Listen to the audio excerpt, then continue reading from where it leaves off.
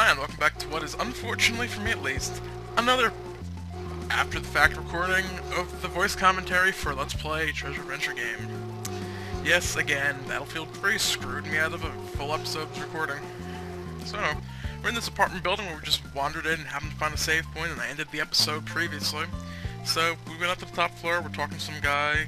He hopes to buy an island, which we had actually run into an island that was for sale. Don't know how that comes into play at some point or another, but or maybe that's just a way of saying there's an island for sale somewhere. I don't know. I got a couple other people around here. Checking out what they're saying. He's exhausted after work. All he does is sit at a desk. Well, sitting at a desk in itself isn't too exhausting. Hi, so his brother or friend, I didn't catch what it was, works at the docks and then plays in a band. And you complain about sitting at a desk all day. Yeah, no sympathy from me on that. So, back out to Damsel City, where this was probably the best part of the episode. Which will probably not go so well this time either. We'll find out about now. So we're in the library, in the fiction section. Not a whole lot to see here. Up here, we have some books, though. Modern Scientific Breakthroughs, Part 1. What used to be attributed to magic and higher powers can now be explained by modern scientific theories. The most cutting-edge scientific research as of this writing deals with the possibility of dimensions beyond our own, which we know about, the interdimensional fragments and stuff like that.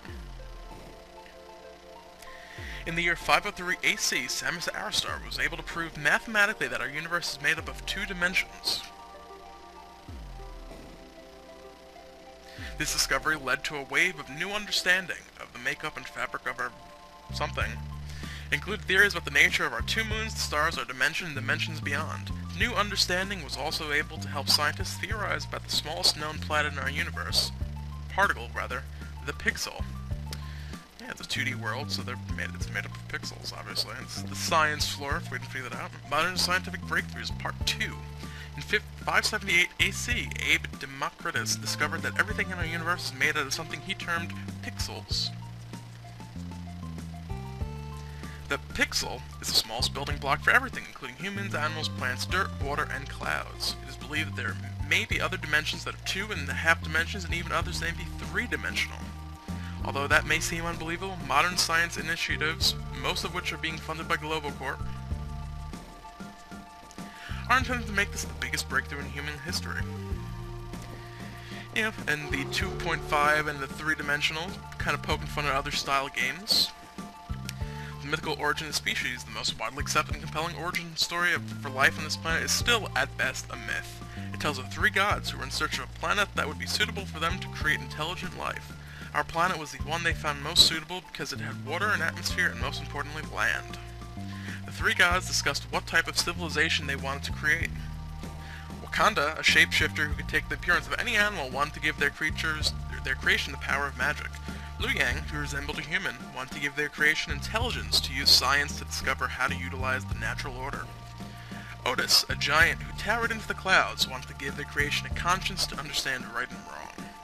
Wakanda and Liu Yang realized that their visions were at odds with each other. Liu Yang argued that giving them the power of magic would make their lives too easy and they wouldn't lead rich, rewarding lives. Wakanda felt that if they were the creation of gods, they would handle magic carefully and only something, I apologize, unable to solve this, they decided they should each... Oh my god, hold on. Never mind. I apologize, I'm gonna keep reading. Wakanda created all varieties of intelligent animals that could wield a plethora of magic. Liu Yang created humans who, through hard work, curiosity, and ingenuity, discovered many sciences. Both civilizations prospered in their own ways for many generations. Animals and humans eventually began interacting with each other and found that they worked well together. By combining science and magic, they became one of the most advanced, cultured, and peaceful civilizations in the universe.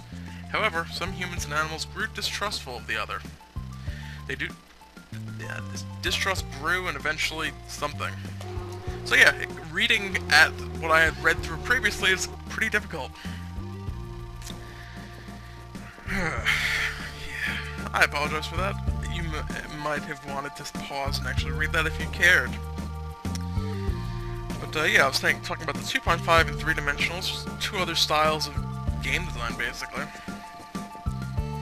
2.5D, I believe, would be things similar to, like, a lot of the real-time strategies use that, where you kind of, like, not directly above, but you kind of tilt it a little bit. StarCraft, Warcraft 3, Warcraft 2 might even be considered it. The Command and Conquer games, Age of Empires, those type of games I believe would all be qualified as 2.5D. And obviously 3D games, well, we all pretty much know what those are. Pretty much the majority of the games that have come out the last... what? Majority of the games that have come out pretty much since the Nintendo 64. Alright, I have no idea what the heck I was doing at this point. We were heading east because we were pretty much done with Damsel City at that point. And we arrive at Tomba Island. We got grass bush monsters, a whole bunch of treasure in the ground that I completely overlooked last time, apparently. Apparently I just don't like money. Was trying to kill the little bush monster, but he got away. And we have some giant mushrooms. Which are, in fact, giant mushrooms. And we have a sad, pathetic part of the episode coming up momentarily. One day in the future, I may decide to actually just, you know... Yeah, here we actually can't get through this way, so for once we obviously go back the way we came. There's no real decision involved with which way to go. But one day in the future, I will actually do what I say I say. Do what I say I say. Yeah, go me. Do what I say I'm going to do. But, you know... what can you do?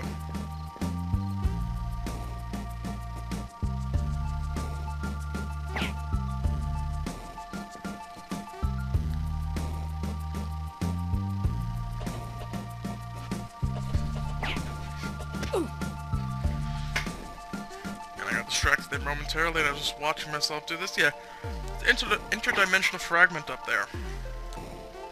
Problem is getting to it. Cue me blathering on about different stuff.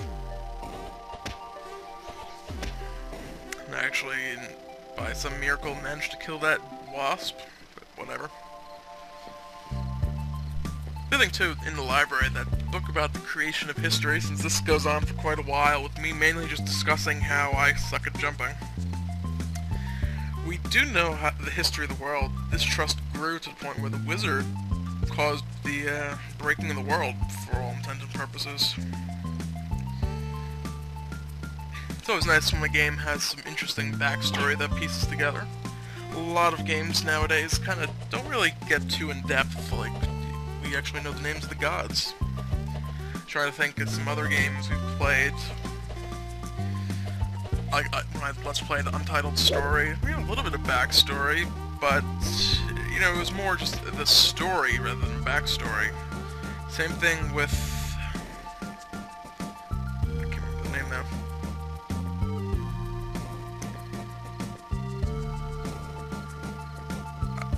Oh god. Main characters quote curly braces and Mamigas. It's another 2D side-scroller, I can't remember the name of it.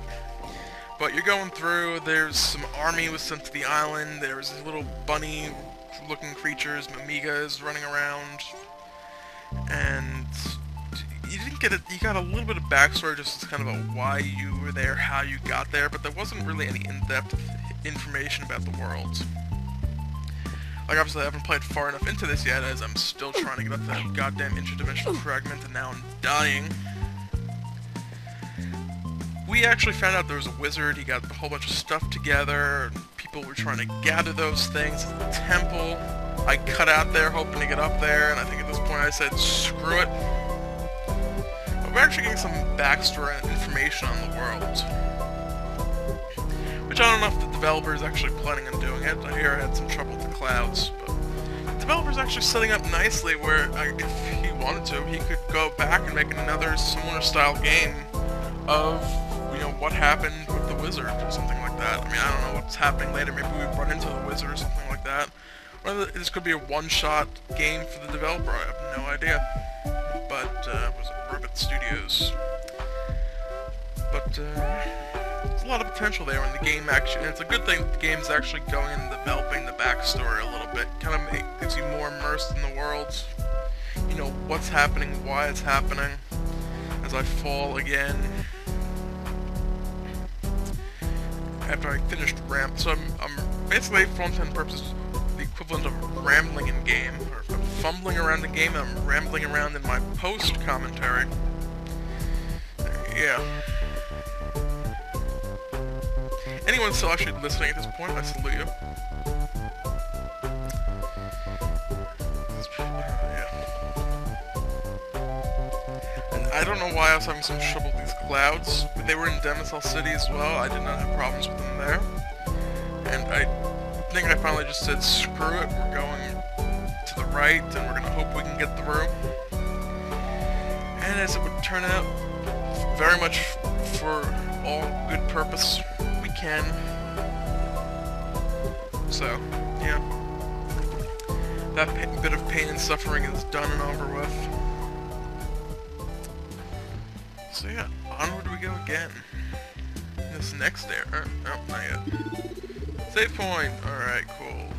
Eber Island, which is just a tree, with some treasure, as I remember how to use the shovel, eventually. One more. Lots of money from this one. The chest, yes.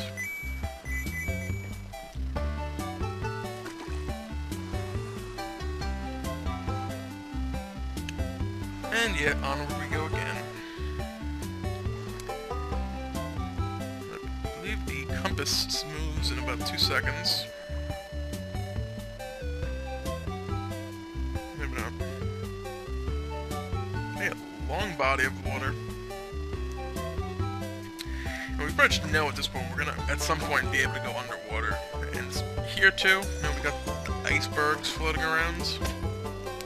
So, we're probably gonna be under that at some point as well.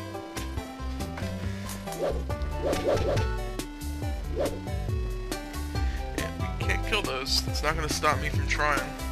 Now I'm waiting for the spikes to go off so it doesn't hit me as I go over it. But of course that's not gonna happen. And there it goes. I gotta go, and he jumps, or he throws them just as I jump. What does this guy do? There was one where I got real close to hitting it, like shot as I was just over above it. And for whatever reason, I decided I wanted to break that piece of ice. And yeah. Onward we go again.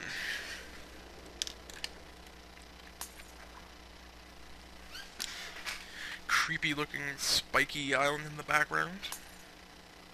And the compass started moving. When we arrive at Transylvania Island, or something, we're in a lighthouse with collapsing brick floors and bats.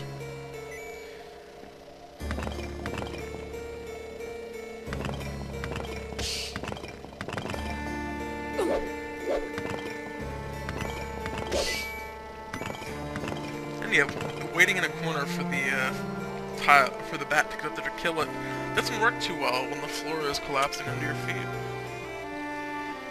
But at some point, I've got a cannon map that could be useful at some point. At some point, we're apparently going to learn to light torches and stuff, which will let us Samoa, the little bug town. That'll let us solve that, and light the lighthouse, all sorts of fun stuff.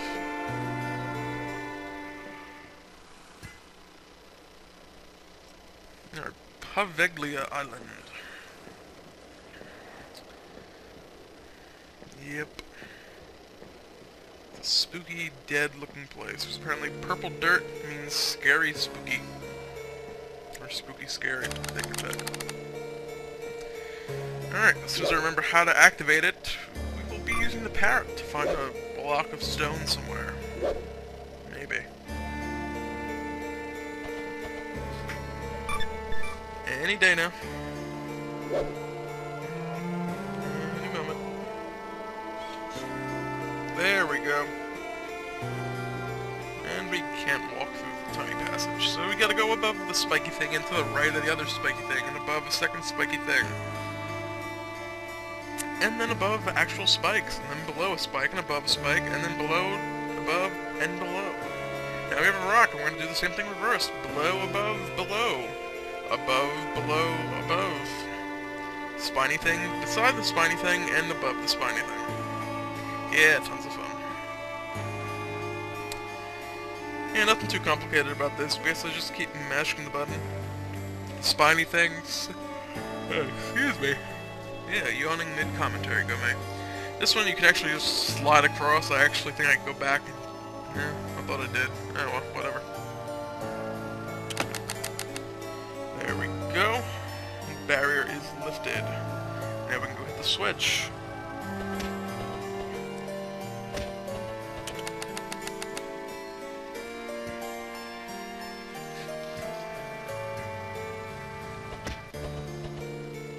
Right about now I'm standing here like, how the hell am I supposed to get through here? Oh, wait a second. Yeah. Or, wait, yeah, no, yeah, I can. I gotta go move the stone off of the thing. Which I have to actually use the bird for. I can't grab it myself for some reason. Whatever. Chance to help out. Perfect, Mr. Birdie.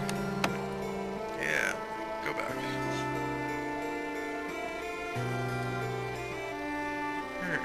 Up we go again.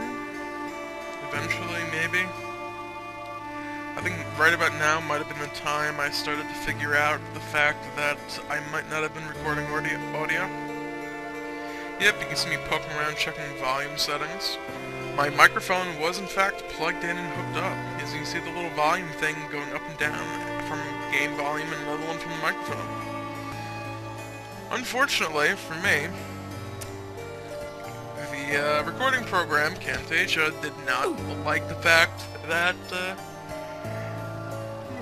excuse me, as I yawn again. I don't know why I'm yawning all of a sudden. Camtasia did not like the fact my microphone had been switching back and forth, so it decided that it was going to stay with the other input that they used when I put Battlefield 3, because Battlefield 3 and Punkbuster are crappy. Actually, Punkbuster and realtek, I should say, are crappy. But here I think I had all but given up hope, and I yawn again, excuse me, sheesh.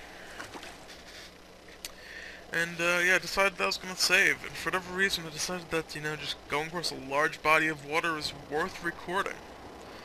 I have no clue how much is actually left, but this is gonna be about the end of this episode of Let's Play Treasure Adventure Game. Next time, hopefully I will remember to keep my microphone settings correct. Have a good day.